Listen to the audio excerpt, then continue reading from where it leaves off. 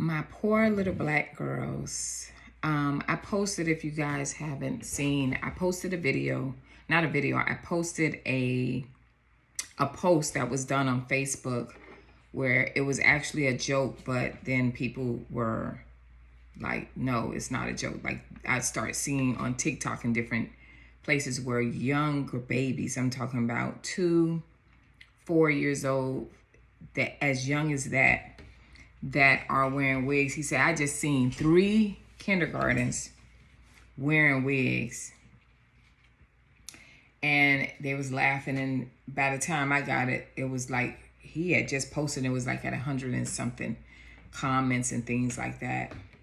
And it's amazing to me how we become immune to things like the fact that we're promoting as mothers and aunts or whoever, or grandmas, that we're now putting wigs on little girls, and we say, you know what, just make it look like she looked like a little girl, and that's okay. Some of these girls are, majority of them are, they have adhesive. So just imagine being a little girl, 2 years, I seen as young as a 2-year-old with a wig on, glued on. She was screaming and crying. This one, I never forget that one. I really feel like that should be like abuse, but that's just me. But she was literally, they were gluing it on and they were trying to roll it back so they can lock it in at the back of her head. So they had glued it all the way around. That baby had to be between about 2 years old. And I thought to myself, they already told her she's ugly. They already taught her how to not accept herself. They've already told her her hair is difficult and ugly, right? And then I was on TikTok and I saw a little girl very embarrassed. She had a lace wig on. It wasn't bleached. I don't know if anybody see it. And it had braids on it. And she was just sitting there, standing there, but you could tell she was just very humiliated. And they took the video of her and was laughing about it. And they were like, nah, they dead wrong for this. That's what it said. And this message is to our mothers, to our aunts, to our cousins, to whoever are raising these little girls. This is the reason why we have a lot of comments and things like that, or from men and from society, on how we come outside the home and how we feel about ourselves, and we keep pushing self-love. And this is one of the perfect examples of why we are the way we are. Well, I won't say me. Why a lot of women, black women, are the way that they are when it comes to the extensions, as we always say here, hair weaves and wigs and lace fronts and all those different things, medical systems. There's nothing wrong with that. The medical people who have medical systems on their head, they can't help it. They have to wear it. But for the mothers and their little girls that are already introducing that to your little girl, shame on you. Because she is now dealing with insecurity she shouldn't even be thinking about. She shouldn't be thinking about her hair. A lot of you are just lazy. Now you're putting lace wigs on little girls. So she's going to have a complex all the way from starting from elementary school, from the time she didn't even realize that. Kids don't even know about things. They only know about what the parents teach them. And if you have a father out there, y'all need to take those off of those little girls' head. So we grow up with the insecurity. We always grow up with the thought of, my hair is ugly. And we don't know what her hair looks like under that. So here we are, 2025. School is starting for a lot of other states. Florida, I think Florida starts next week, or maybe this week. I'm not sure. My kid's grown. But it makes me think back on the times where it was a time where little girls they wanted their hair to swing and we put beads on them. But at least they did do their own hair, or they added some hair on. Now we are teaching our little girls to hate themselves. We are implementing low self-esteem.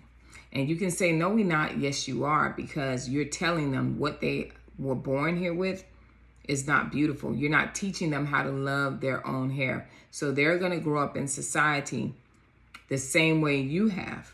Because if you put it on it, that means you think that it is absolutely normal and okay, and it is not. It is not, and it is unfair that they have to be put into that situation. We, as adult women, and you may not even have children, but you are an example to many. You are an example. I keep saying this. When you step out that door, you are an example to a young lady. You are an example to babies. You are an example to your children if you have children. You're an example to your husband, if your spouse, your significant other. When you step out that door, you're representing the people in your lives that you love. And a lot of you, unfortunately, you're not great examples. A lot of you who are single that are looking for men and you want to be married, you don't carry yourself in a wife state of mind. You carry yourself as whatever, the singles, you staying single.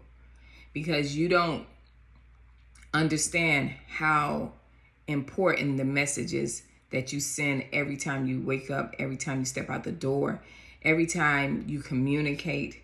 You don't understand how impactful you are.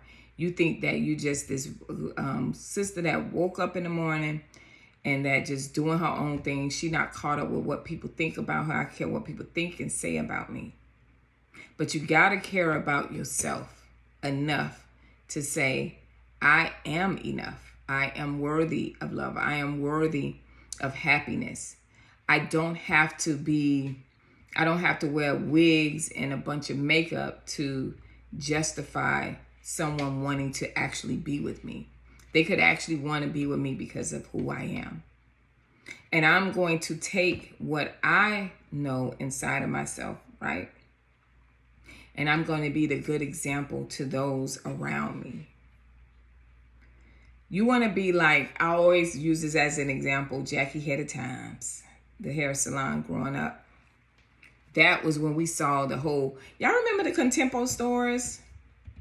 We had Contempo and we had Wild Pair, y'all. And I know they wasn't shopping it. They was shopping because I talked to Tony and she was like, they was shopping at the tops, top. They was in Neiman Marcus and Nordstrom and all those beautiful stores, right? And they were the best of the best.